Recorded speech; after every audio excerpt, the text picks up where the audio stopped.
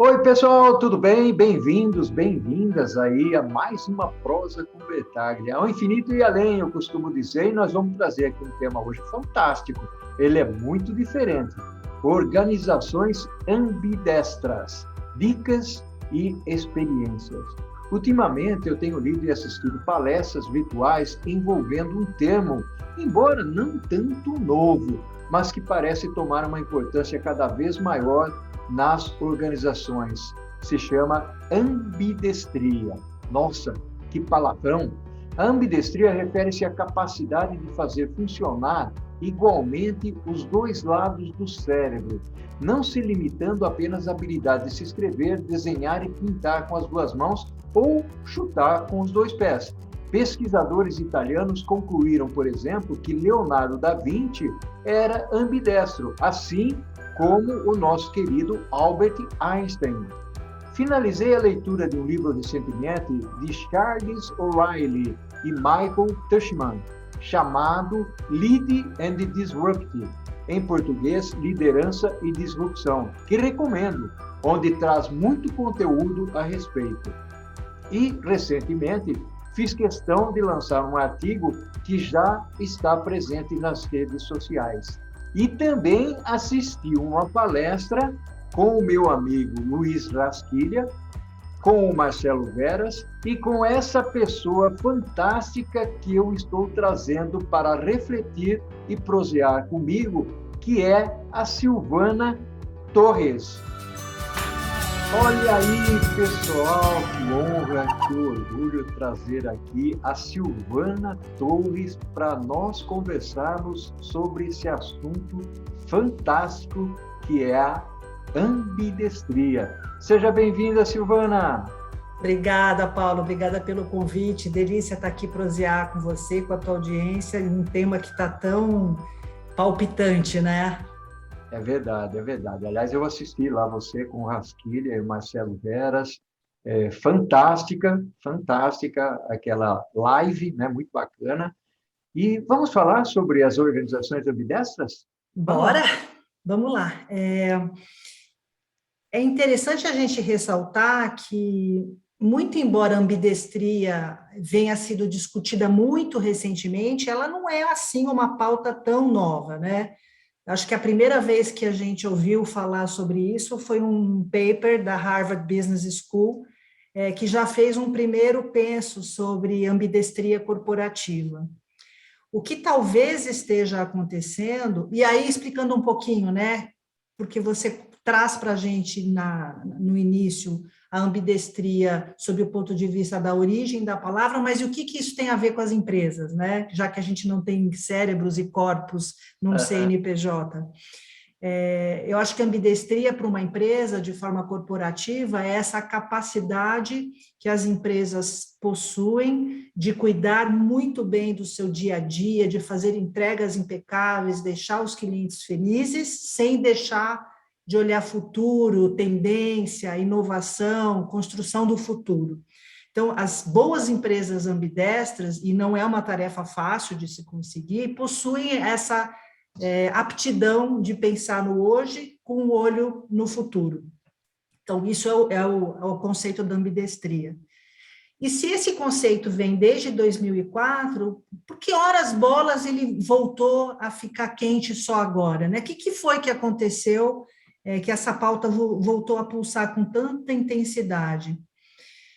Isso tem muito a ver com esse momento, que acho que a pandemia deu uma acelerada nisso tudo, porque está diretamente ligada à transformação digital, revolução que está acontecendo no mercado, as empresas tendo que sair dessa zona de conforto, pensar em outras metodologias de gestão, ir para o método agile.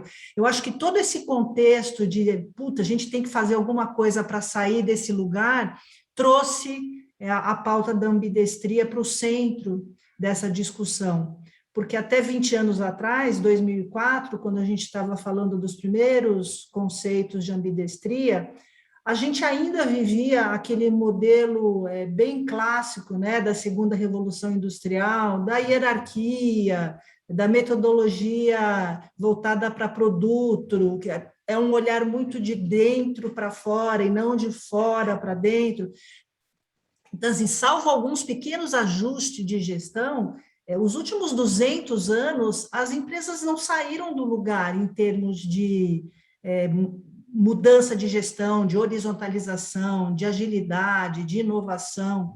E agora, né, com a gente tendo essa quarta revolução industrial, oficialmente em 2016, pelo Fórum Internacional, que a gente entrou nessa era de revolução industrial, a número 4, faz todo o sentido a ambidestria ter voltado a ser uma discussão importante, e eu diria até que é uma discussão de sobrevivência das organizações. Não se trata de uma coqueluche, não se trata de um modismo, se trata de sobrevivência.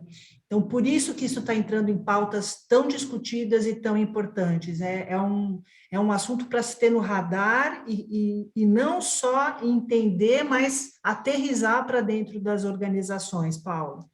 Olha que bacana, Silvana, você trouxe aí de uma forma muito clara e didática, né? Um entendimento do que é a ambidestria, uma coisa que nem sempre é fácil de se entender, né?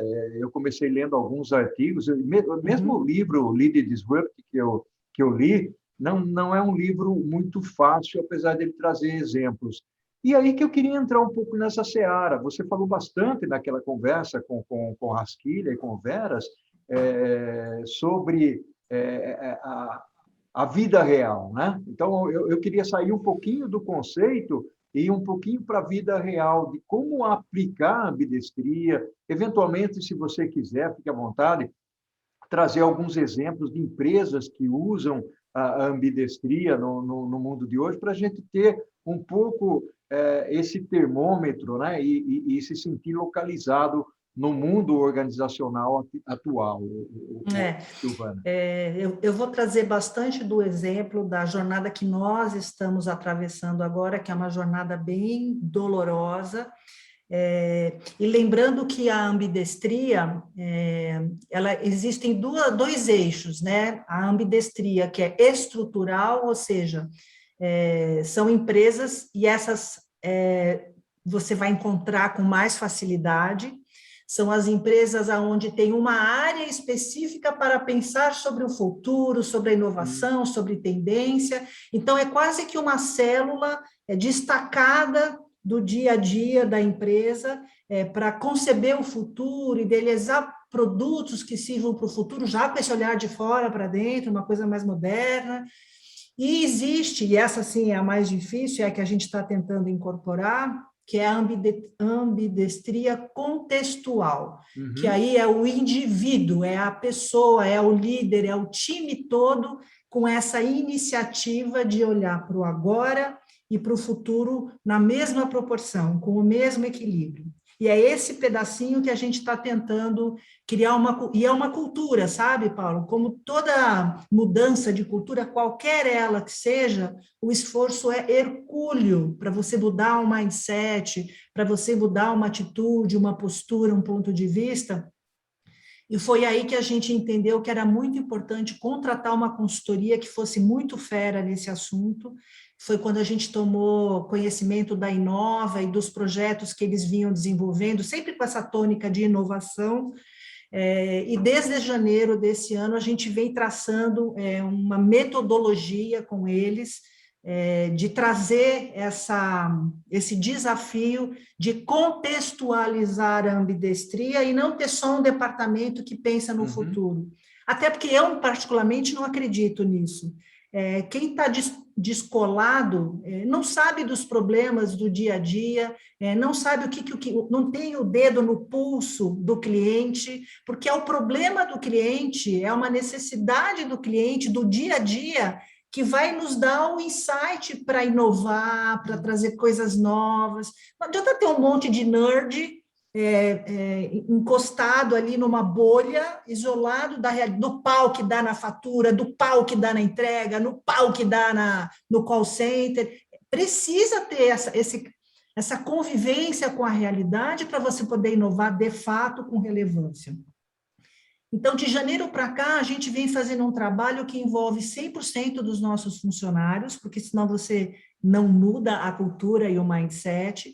Isso foi feito por etapas. Então, primeiro a gente teve palestras, a gente teve nanopílulas, a gente teve literaturas, tudo dividido em fases, depois sempre com quiz, fazendo a concorrência entre os times, para todo mundo participar. Foi um processo tem sido um processo muito lindo de assistir, você vê todo o time participando dessa jornada de mudança, de pensamento, era muito interessante, às vezes a gente via alguém bem da base da operação falando, mas eu tenho que pensar em inovação? Mas como que eu vou pensar em inovação se o meu negócio é só conferir nota fiscal, por exemplo? Uhum. E isso que a gente conseguiu mudar na cabeça das pessoas é precioso demais, é de uma riqueza que não tem tamanho. Só que para tudo isso acontecer, é fundamental que você tenha um ambiente seguro psicologicamente falando. Por quê? Porque quando você provoca essas mudanças de modelo de negócio, erros acontecem, porque inovar está a empresa tem que estar predisposta a assumir o risco do erro ao inovar. Então, é uma outra cultura.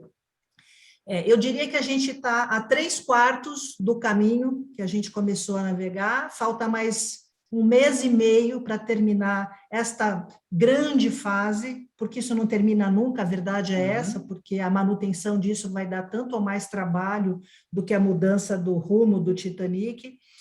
E o que a gente vem percebendo? E engraçado, né, que quando começou a consultoria, o Rasquilha já tinha me dado, ele falou assim, ó, você pode esperar, estatisticamente, alguns comportamentos. Então, vou te contar algumas coisas para você não achar que você está no caminho errado. Tá bom. Então, Então, ó, Silvana, pensa no número do time, 1/3, 1/3, 1/3. Falei, tá, o que tem esses 3/3? Ele falou, ó, 1/3 vai ser o seu time que vai liderar a mudança. Eles não só acreditam, como vão arrastar esse bonde junto com você para a mudança. 1/3 é 1/3 daquele povo que fala, bom, eu não sei se vai mudar, mas eu vou seguir essa mudança, porque se a empresa está indo para lá, eu vou junto, são os followers. E tem 1/3 que é, ó céus, ó vida, ó azar, isso não vai dar certo, isso não vai acontecer, nós não vamos mudar. Esse 1/3 vai embora sozinho, porque a empresa vai mudar numa velocidade tamanha que vai atropelá-los. E é muito louco, né? Porque no meio do caminho isso já foi acontecendo. Em todas as faixas que você puder imaginar da hierarquia da empresa, desde a alta liderança até o time da operação. É um processo quase que darwiniano, sabe? A coisa vai acontecendo naturalmente. E algumas perdas a gente fica um pouco assustado, né? Porque eram peças estratégicas importantes da empresa. E aí o Rasquilha falou: eu já sabia, esse aqui, esse aqui, eu já sabia. Então, assim, há de se ter coragem, né? Há de se ter coragem na alta liderança para provocar uma mudança dessa. Há de se ter muita calma, perseverança e paciência. Mas o que eu posso garantir é que os resultados que vão aparecendo no meio do caminho, pessoas que vão desabrochando, pessoas que ficavam escondidinhas num canto da operação, se posicionando, tendo voz, tendo poder, empoderamento de se colocar. Isso tem muito a ver com a horizontalização, né? Acho que num passado muito recente, eu só abro a boca se meu chefe me perguntar alguma coisa, senão eu fico aqui bem quietinho. A liderança também está sofrendo, porque da mesma forma eles estavam acostumados a preponderar sobre a equipe não aparece. Então, tem sido um processo de crescimento muito doloroso e, ao mesmo tempo, muito prazeroso, com entregáveis já muito concretos. Então, assim, o que eu posso dizer é que não tem fórmula pronta. A forma com que eu fiz na nossa agência pode não dar certo para uma outra empresa e eles vão ter que encontrar a sua própria fórmula. Eu tenho o privilégio de ter um time de cabeças muito cabeçudas, né? São criativos, estrategistas, pessoas planejadoras, Então, assim, são cérebros muito privilegiados, para o bem e para o mal, né? Para construir e para destruir. Então, assim, o próprio Rasquilha fala, Silvana, a velocidade com que vocês estão caminhando é estúpida.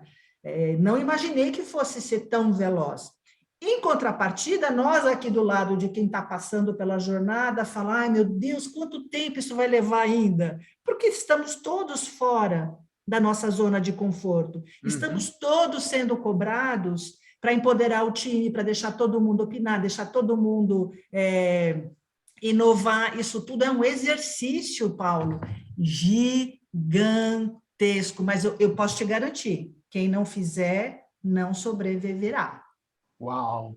Silvana, fantástico, né? Essas frases que você tem trazido, esses exemplos que você tem colocado, essa história do 1/3, me faz aqui refletir um pouco, ou seja, tudo passa por pessoas, né? Ou seja, as pessoas passam e continuam sendo o fundamento, a base, o pilar de qualquer organização. E qualquer iniciativa que você tenha, né, tem que passar pelas pessoas. Eu queria fazer o seguinte, Silvana, nós estamos terminando aqui o primeiro tempo da nossa prosa, e nós vamos para o segundo tempo, e eu queria explorar um pouco mais esse lado do arrumar a casa, esse lado de você apostar no negócio, porque é uma aposta, né? De você entender se isso vai lhe trazer uma vantagem competitiva, um valor, ou o que for para a sua organização. Vamos discutir um pouco mais no segundo tempo, pode ser?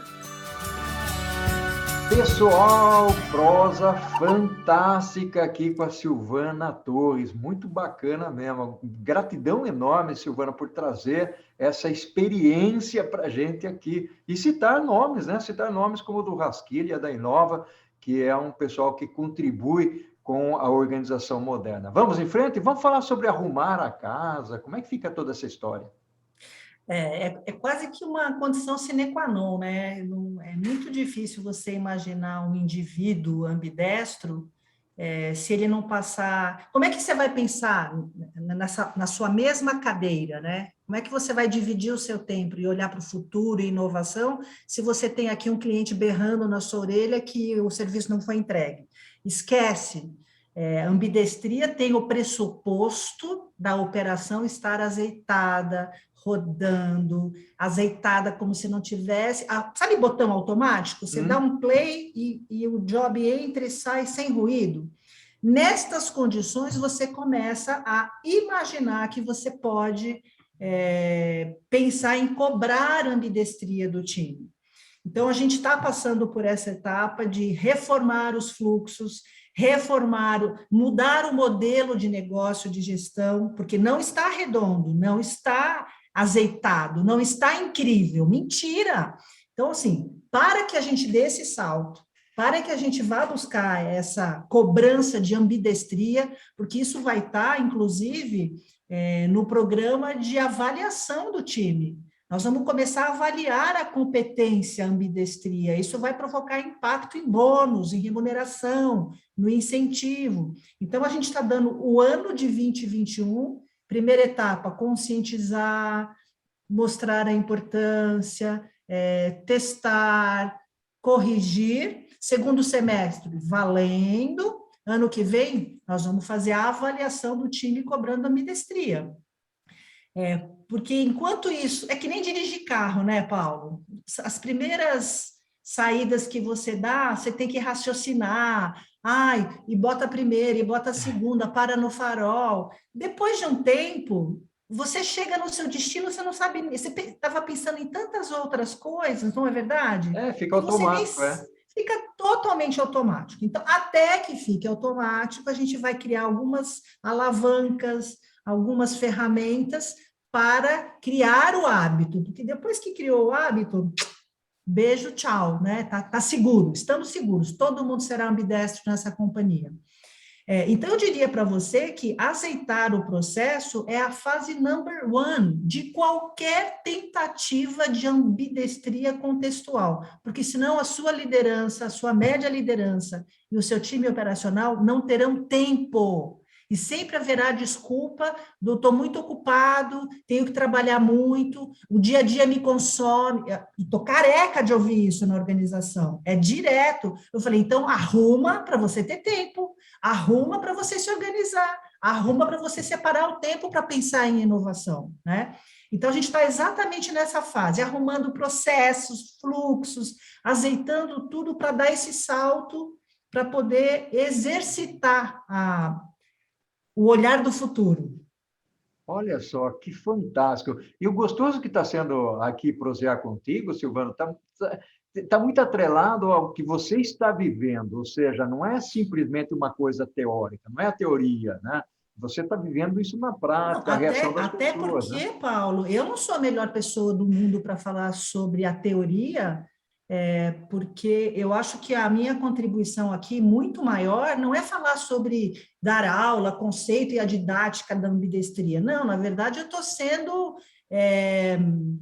impactada pelo conceito e aplicando isso dentro da nossa empresa, porque eu tenho convicção absoluta que as empresas que não tiverem atentas, isso eu queria que eu deixasse mais importante como recado da nossa prosa, que as empresas que não tiverem atentas e trazerem essa competência para dentro das suas organizações, elas não sobreviverão nos próximos 10 anos, elas não estarão aqui para contar história.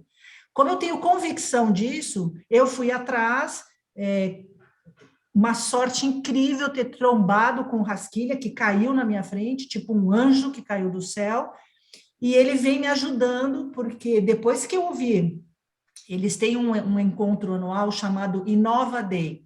Então, vem várias pessoas do mundo de tendências falando sobre o que acontece nos próximos 10 anos. Quando eu acabei de ouvir aquele dia, eu falei, eu não vou conseguir sozinha, é muito grande para mim. O desafio é maior do que a minha vontade, porque eu sou teimosa, eu sou corajosa, mas eu conheço o meu limite, né? Eu tenho noção do meu espelho. E aí eu fui atrás da Inova falando, vocês vão ter que me ajudar, porque eu não vou conseguir fazer essa mudança sozinha, é muito grande.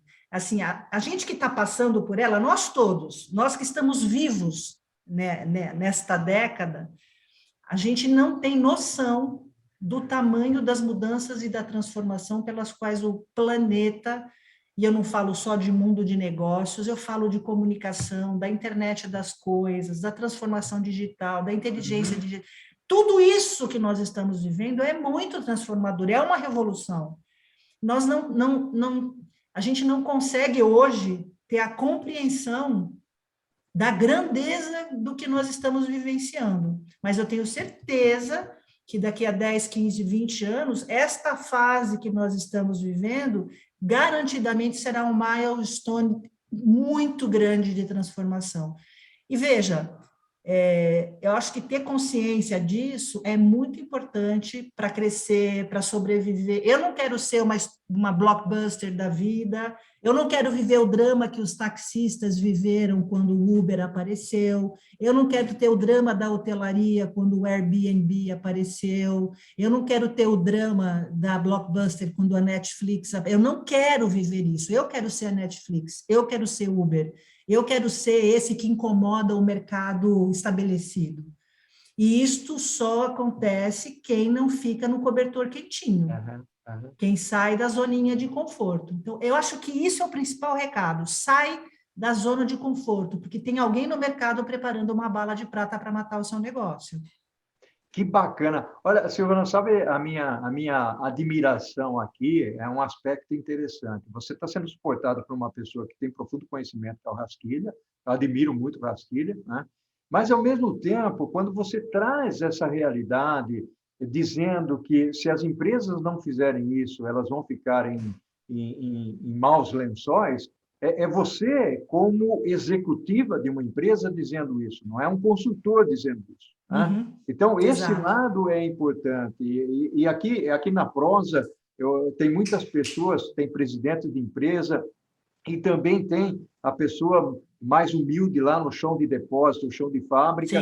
E quando você fala para mim que toda a empresa precisa passar pelo treinamento, conhecimento, ou de alguma maneira ela vai ser impactada, influenciada, ela também tem que inovar, você está dizendo o seguinte, Paulo, quem vai inovar é desde o presidente da empresa até o empilhadeirista da organização. Né? Então, como nós temos todo esse tipo de pessoas ou posições que participam e nos acompanham aqui, você está trazendo uma Exato. mensagem fantástica, Silvana. Exato. Fantástica, minha É admiração. para todo mundo, é para todo mundo, é do presidente até o rapaz lá da entrega, todo mundo é capaz. E assim, inovação não precisa ser inventar o iPhone, né? Essas inovações de disruptura são poucas, são raras, são para gênios. Ninguém está pedindo isso na organização. Às vezes é uma guia a menos de um formulário, às vezes é encurtar um caminho, às vezes é melhorar um ponto da estratégia, da logística. Isso já dá um resultado gigantesco. Então, inovar está ao alcance de todos. E é uma obrigação de todos. Não adianta você que está lá na linha de fábrica pensando, não, quem tem que pensar nisso é o meu chefe. Não, é você. É você que tem que ter voz, é você que sabe, você que está pilotando a máquina. Você que sabe que se você ajustar o reloginho lá em XPTO, vai melhorar a produtividade. Não vem com aquela historinha, mas sempre foi assim. Que você quer me matar, é neguinho falar para mim, mas sempre foi assim. Então muda, faz diferente, testa. Né? Eu acho que a gente está vivendo o mundo beta. Testa. Você não tem segurança para ir lá falar para o chefe? Testa, faz aí, vê o que acontece, conquista o resultado e mostra. Deu errado, começa de novo, tá tudo bem. O que eu acho que a gente tem que tentar, tem que fazer esse movimento de dar voz para toda a organização ter espaço para inovar na cadeira que senta. Que bacana. Aliás, eu vou fazer um comentário aqui, né? O seu estilo empreendedor, de querer fazer as coisas acontecerem, comprometida, facilita muito o trabalho do Rasquilha, né? Porque, veja, tem um lado que é importante, eu sou consultor na área de estratégia de supply chain, e eu não fico feliz quando eu sou apenas contratado, eu fico feliz quando o diretor de supply chain, o vice-presidente de supply chain, ele não está simplesmente lá no organograma como patrocinador do projeto. Não, porque isso, né, simplesmente é um papel, e papel aceita tudo. Mas não, ele é o camarada que vai cobrar, que quer fazer as coisas acontecerem, que vai conversar com a organização, vai dizer para o funcionário o que é bom, o que é ruim, né, onde ele precisa se preparar. E aqui, entre nós, falando de arrumar a casa, seguramente você está fazendo isso, pelo que eu estou entendendo aqui. No comecinho da nossa jornada, eu perguntei para o Rasquilha onde estavam os pontos de fracasso. Quando ele era consultor e o projeto fracassava, o que ele notava de repetição? Aonde estava o cerne do fracasso? Ele falou assim, Sil, o fracasso mora sempre em 2 lugares. Falta de engajamento do time, o time não acredita na empresa, o time está desacreditado, o time não está afim. E a segunda coisa é a alta liderança que não está engajada, que não participa dos processos, que não vem junto com a transformação. Ele falou, olha, no seu caso, a gente não tem nenhum dos 2 problemas, você tem um time absolutamente motivado, doido para ajudar, para fazer, para acontecer, com a alta liderança mais do que engajada, junto, motivando, trazendo energia.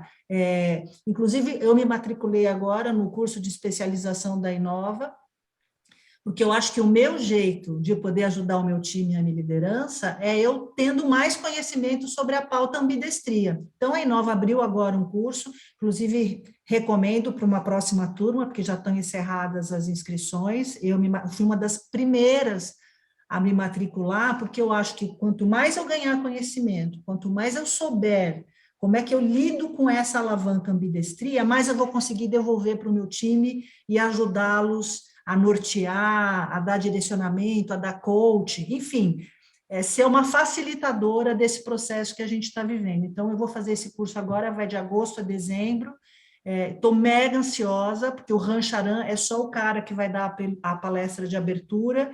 Então, estou super ansiosa por esse conteúdo que está por vir, e mais do que isso, o que eu vou fazer com esse conteúdo, né? é tentar ser uma facilitadora aí para o meu time sofrer menos com essas mudanças todas que a gente está exigindo deles. Não, e permanecer viva, né? Isso que é legal. Você falou eu recebi o convite, eu estou com alguns projetos e Não vai realmente eu conseguir? não Não, uma conseguiria pena. participar. Mas Então, o quando eu Rancha, terminar o curso, eu prometo que eu volto aqui com o Prosa com Bertalha, com outro repertório de que legal. ambidestria, e a gente volta a falar sobre a minha conclusão desse curso, que eu estou bem ansiosa Nossa, para que bacana. participar. Será bem recebido. E, aliás, quando você fala do Rancharan, o Rancharan é um diferencial, né? Uma pessoa que tem quase 80 anos, né? E ele está dentro Firme e forte, da conjuntura moderna, né? Mundo moderna. digital, tal. Então, O que eu é uma gosto. inspiração para nós, que somos Exato. sessentões já, né? É, é, é. Então, vamos que vamos. Vamos que vamos, é isso aí. Tem mais 20 anos para queimar lenha aqui, né, Paulo? Silvana, menina, nós estamos aqui finalizando a nossa prosa Delícia, com uma dor no delícia. coração. Gostei muito, né? Você fala com a alma, muito gostoso isso, né? Bem comunicativa, sorridente, legal, muito bacana mesmo. Ao Obrigadão, infinito viu? e Obrigada além. para todo. O infinito e aí. Obrigada para você de novo e para toda a sua audiência. Espero que façam bom proveito com o conteúdo. Vamos fazer sim. Um abração para você. Beijo, O tchau, que tchau. fazemos em vida ecoa pela eternidade. Amém. Tchau, tchau.